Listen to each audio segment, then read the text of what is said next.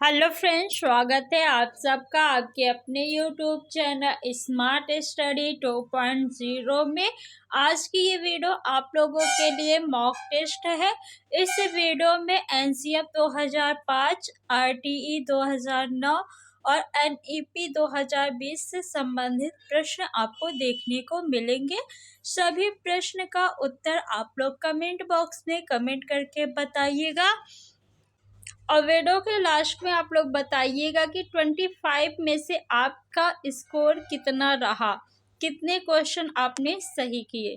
तो पहला क्वेश्चन आपके स्क्रीन पे है। निम्नलिखित संरचनाओं में से शिक्षा का अधिकार अधिनियम 2009 किसकी वकालत करता है?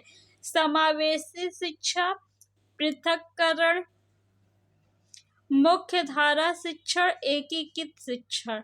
बताइए कौन सा ऑप्शन सही होगा, ए, बी, सी या डी? तो ऑप्शन नंबर ए जितने भी लोग कह रहे हैं उनका उत्तर बिल्कुल सही है, समावेशी शिक्षा। शिक्षा का अधिकार अधिनियम 2009 में उल्लेख की गई समावेशी शिक्षा की अवधारणा निम्नलिखित में से किस पर आधारित है? अधिकार आधारित मानवतावादी परिप्रेक्ष्य, मुख्यतः व्यावसायिक शिक्षा उपलब्ध करा के आसक्त बच्चों को मुख्य धारा में शामिल करना, व्यवहारवादी सिद्धांत, आसक्त बच्चों के प्रति एक सहानुभूतिक अभिव्यक्ति। बताइए कौन सा ऑप्शन सही है? तो ऑप्शन नंबर ए जितने भी लोग कह रहे हैं उनका बिल्कुल सही है। राष्ट्रीय पाठचर्या फ्रेमवर्क 2005 ने अपनी समझ रिक्त स्थान से प्राप्त की है? मानवतावाद, व्यवहारवाद, चयनवाद, संज्ञानात्मक सिद्धांत। तो राष्ट्रीय पाठचर्या फ्रेमवर्क यानी एनसीएफ 2005 ने अपनी समझ कहाँ से प्राप्त की है? तो चयनवाद, ऑप्शन नंबर सी बिल्कुल सही है। किस राष्ट्रीय पाठचर्या फ्रेमवर्क ने प्राथमिक स्तर पर एक एकीकृत पाठचर्या क्षेत्र के रूप में पढ़ाए जाने के लिए पर्यावरण अध्ययन की सिफारिश की? NCF 2005, NCF 1988, NCF 2000, NCF 1975। EVS को प्राथमिक कक्षा में विषय के रूप में पढ़ाए जाने की सिफारिश एनसीएफ 1975 ने की। ऑप्शन नंबर डी आपका बिल्कुल सही है।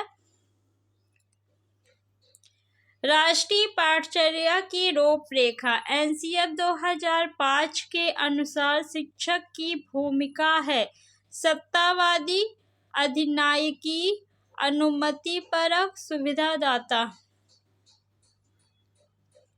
तो एनसीएफ 2005 के अनुसार शिक्षक की भूमिका सुविधादाता के रूप में है। ऑप्शन नंबर डी आपका सही है। राष्ट्रीय पाठचर्या की रूपरेखा 2005 के अनुसार निम्नलिखित में से कौन सी एक पर्यावरण अध्ययन की विषय वस्तु है? भोजन, सौरमंडल, मौसम, ऊर्जा। तो ऑप्शन नंबर ए आपका सही है। भोजन जो है ये पर्यावरण विषय वस्तु की थीम है। राष्ट्रीय पाठचर्या की रूपरेखा 2005 के अनुसार प्राथमिक विद्यालय में गणित पढ़ने का मुख्य उद्देश्य कौन सा नहीं है? कौन सा नहीं है आपको बताना है। बच्चों की सोच विचार प्रक्रिया को गणितीय रूप देना, बच्चों के संदर्भ में गणित का वर्णन करना, समस्या समाधान के कौशल को बढ़ाना, गणित के उच्चतर पढ़ाई की तैयारी कराना। गणित का मुख्य उद्देश्य कौन सा नहीं है? तो गणित के उच्चतर पढ़ाई की तैयारी कराना नहीं है, बाकी सभी है। तो ऑप्शन नंबर डी आपका उत्तर हो जाएगा। पर्यावरण अध्ययन शिक्षक के संदर्भ में राष्ट्रीय पाठचर्या की रूपरेखा निम्नलिखित में से किस किससे प्रस्तावित नहीं करती? बच्चों के अनुभव और संदर्भों से जोड़ना, हस्तपरक क्रियाकलाप, तकनीकी शब्दावली से परिचित कराना, विषय अनुसार उपागम।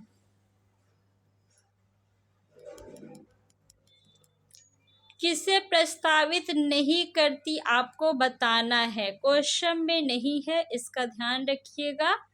तो ऑप्शन नंबर सी, तकनीकी शब्दावली से परिचित कराना। एनसीएफ 2005 के अनुसार गलतियां इस कारण से महत्वपूर्ण होती हैं, यह विद्यार्थियों को उत्तीर्ण एवं अनुत्तीर्ण समूह में वर्गीकृत करने के लिए एक महत्वपूर्ण उपकरण है। यह अध्यापकों को खूब बच्चों को डांटने के लिए एक तरीका उपलब्ध कराती है। यह बच्चे के विचार की अंतर्दृष्टि उपलब्ध कराती है तथा समाधानों को पहचानने में सहायता करती है। यह कक्षा से कुछ बच्चों को हटाने के लिए आधार उपलब्ध कराती है। कौन सा ऑप्शन सही होगा? एनसीएफ के अनुसार गलतियां जो है वो सीखने का अभिन्न अंग है। यह बच्चे के विचार की अंतर्दृष्टि उपलब्ध कराती है तथा समाधानों को पहचानने में सहायता करती है। ऑप्शन नंबर सी आपका सही है।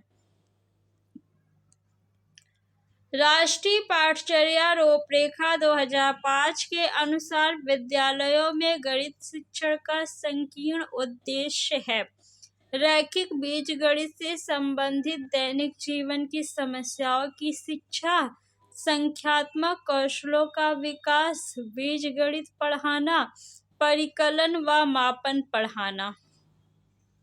संकीर्ण उद्देश्य आपको बताना है।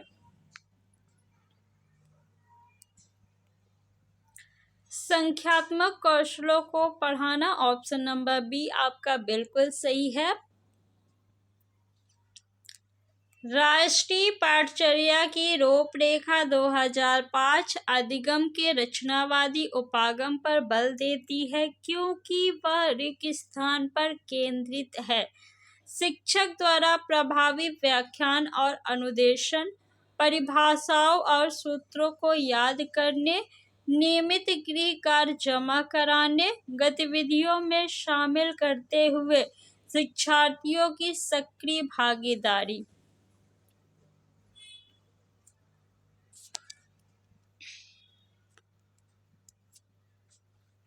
तो रचनावादी उपागम जो है गतिविधियों में शामिल करते हुए शिक्षार्थियों की सक्रिय भागीदारी। ऑप्शन नंबर डी बिल्कुल सही है। एनसीएफ 2005 मानती है कि गणित में चिंतन और तर्क का एक तरीका शामिल होता है। इस दृष्टिकोण को किसके द्वारा प्राप्त किया जा सकता है? खोजबीन उपागम का प्रयोग करना, हस्तचालकों का प्रयोग करना, संकल्पनाओं का वास्तविक जीवन में जोड़ना, विद्यार्थियों को चर्चाओं में शामिल करना, गणित की सभी पाठ्य पुस्तकों का पुनर्लेखन करना, विद्यार्थियों को बहुत सारे सवाल कार्यपत्रक देना, विद्यार्थियों को विशेष कोचिंग देना। कौन सा ऑप्शन सही होगा? तो ऑप्शन नंबर ए आपका बिल्कुल सही है। खोजबीन उपागम का प्रयोग करना, हस्तचालकों का प्रयोग करना, संकल्पनाओं को वास्तविक जीवन में जोड़ना, विद्यार्थियों को चर्चाओं में शामिल करना। शिक्षा का अधिकार अधिनियम 2009 भारत में कब लागू किया गया? तो लागू कब किया गया? 1 अप्रैल 2010 को। और ये पारित कब हुआ? तो पारित जो है 2009 में हुआ। संसद द्वारा पारित 2009 में हुआ और लागू 1 अप्रैल 2010 से हुआ।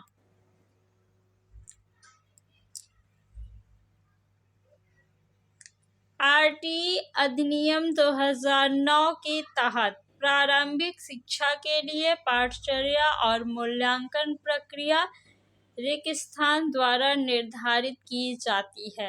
राज्य सरकार द्वारा, केंद्र सरकार द्वारा, स्थानीय विद्यालय प्रबंधन समितियों द्वारा, राष्ट्रीय शैक्षिक अनुसंधान और प्रशिक्षण परिषद द्वारा।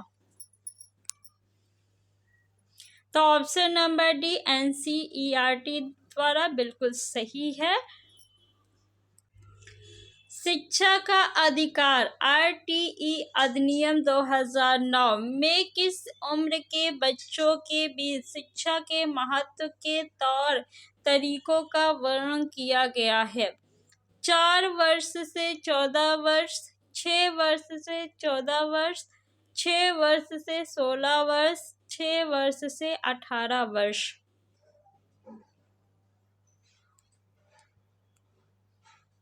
निःशुल्क एवं अनिवार्य शिक्षा 6 वर्ष से 14 वर्ष तक के बच्चों के लिए की गई है। ऑप्शन नंबर बी आपका बिल्कुल सही है।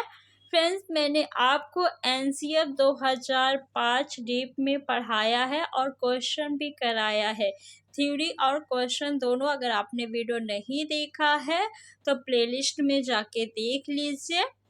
शिक्षा का अधिकार अधिनियम RTE किस वर्ष पारित किया गया?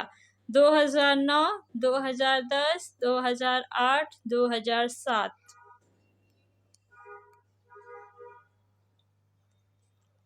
तो ऑप्शन नंबर ए जितने भी लोग कह रहे हैं बिल्कुल सही है। फ्रेंड्स, आप लोग इस वीडियो को लाइक करके ज़्यादा से ज़्यादा अपने फ्रेंड्स में शेयर करिए। RTE अधिनियम 2009 की किस धारा के तहत सरकारी शिक्षक को ट्यूशन पढ़ाना मना है? धारा 25, धारा 26, धारा 27, धारा 28। तो ऑप्शन नंबर डी जितने भी लोग कह रहे हैं उनका उत्तर बिल्कुल सही है। NEP 2020 केंद्रित करती है रचनात्मक आकलन पर आधारित प्रगति कार्ड पर, योगात्मक आकलन पर आधारित प्रगति कार्ड पर, व्यापक आकलन पर आधारित प्रगति कार्ड पर, 360 डिग्री समग्र प्रगति कार्ड पर। तो NEP जो है 360 डिग्री समग्र प्रगति कार्ड पर केंद्रित है। ऑप्शन नंबर डी आपका सही है। बच्चे का चहुमुखी विकास या सर्वांगीण विकास करना। NEP national education policy.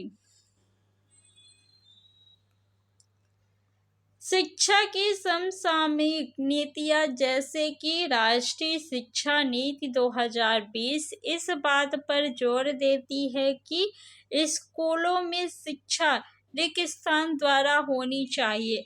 अनुकूलन, निष्क्रिय अनुकरण, प्रत्यक्ष निर्देश, खोज और अन्वेषण।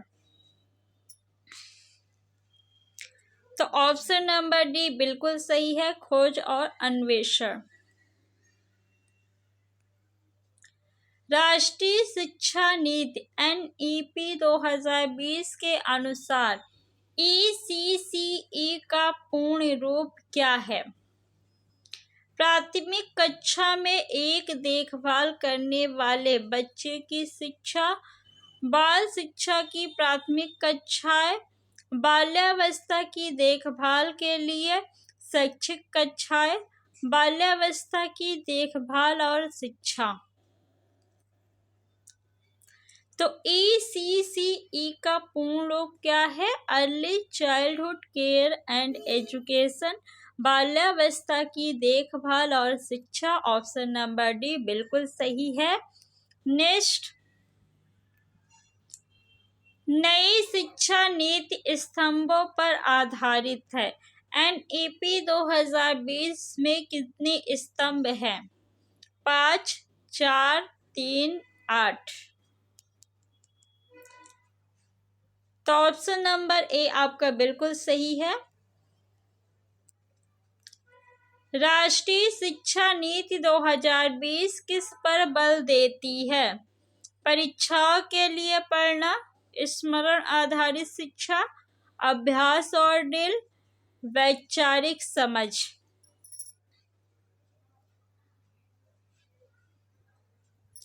राष्ट्रीय शिक्षा नीति 2020 वैचारिक समझ पे बल देती है। ऑप्शन नंबर डी आपका बिल्कुल सही है।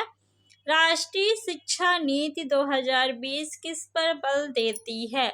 लचीला बहुस्तरीय गति आधारित अधिगम, बच्चों के केवल संज्ञानात्मक विकास से संबंधित पहलू, राष्ट्रीय पाठचर्या के मानकीकरण पर, बच्चों की स्मरण कौशलों के मापन पे। तो यहाँ पे जिसे भी निगेटिव टैग वर्ड पता होगा वो आराम से इस क्वेश्चन को कर लेगा।